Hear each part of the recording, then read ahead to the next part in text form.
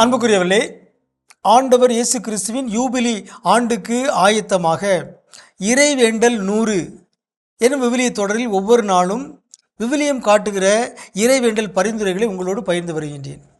இந்த நாட்களில் என்னென்ன கருத்துக்களுக்காக நாம் மன்றாட வேண்டும் என ஜப கருத்துக்கள், இறைவேண்டல் கருத்துக்களை விவிலியத்திலிருந்து நான் உங்களோடு பகிர்ந்து கொள்கின்றேன். இன்று இறை அழைத்தலுக்காக மன்றாடுங்கள் என்னும் கருத்து.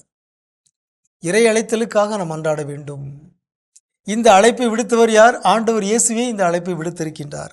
மத்தேயு நற்செய்தி 9ஆம் அதிகாரம் 38வது இறைமொழி 37 நாம் வாசிக்கலாம். அப்பொழுது இயேசு தம் சீடரை நோக்கி, அறுவடை மிகுதி, வேலையாட்களோ குறைவு. ஆகையால் தேவையான வேலையாட்களை தமது அறுவடைக்கு அனுப்பும்படி அறுவடையின் உரிமையாளரிடம் மன்றாடுங்கள் என்றார். ஆகவே இயேசுவே கொடுத்த பரிந்துரை, இயேசுவே கொடுத்த அழைப்பு.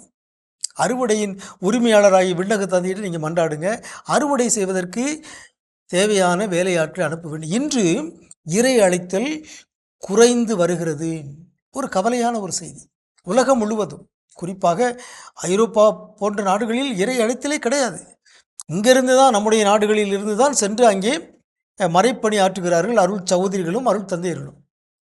நம்முடைய நாட்டிலும் இறை அழைத்தல் குறைந்து கொண்டே வருகிறது. குறிப்பாக துறவியராக அருட்சகோதரிகளாக செல்வதற்கு இளம்பெண்கள் முன் வருவதே இல்லை, பெற்றோரும் அதை ஊக்குவிப்பதில்லை. ஆகவே இறை அழைத்தலுக்காக நாம் மன்றாட வேண்டும். இறை அழைத்தல் எங்கே தொடங்குகிறது? குடும்பங்களில் தானே தொடங்குகிறது. குடும்பங்களில் இறை வேண்டல் இருக்கிறதா? குடும்ப ஜபம் இருக்கிறதா? குடும்பங்களில் நல்ல பண்புகள் இருக்கின்றனவா? குடும்பங்களில் அருள் பணியாளர்களும் துறவியரும் மதிக்கப்படுகின்றார்களா?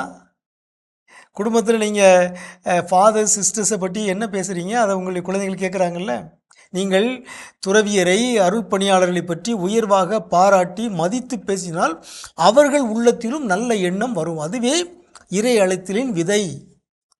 இறை அழைத்தலை பெற்றோர் தான் ஊக்குவிக்க வேண்டும். பெற்றோர் தான் குழந்தைகளின் இறை அழைத்தலுக்கான முதல் விதையை விதைக்க வேண்டும். நிறைய அருள் தந்தையர்கள் தங்களுடைய தாயின் ஊக்கத்தின் காரணமாகத்தான் அருள் பணிக்கு முன் வந்தார்கள், என்னையும் சேர்த்து. ஆகவே பெற்றோர் பிள்ளைகளை ஊக்குவிக்க வேண்டும். அவர்களை ஊக்குவித்து இறை அழைத்தலுக்கு அவர்களை அனுப்ப வேண்டும்.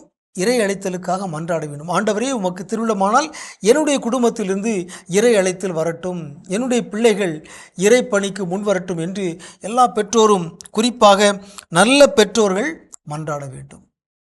இறை அழைத்தலுக்காக நாம் மன்றாடுவோமாக. உங்களுக்கு அமைதி உரித்தாக.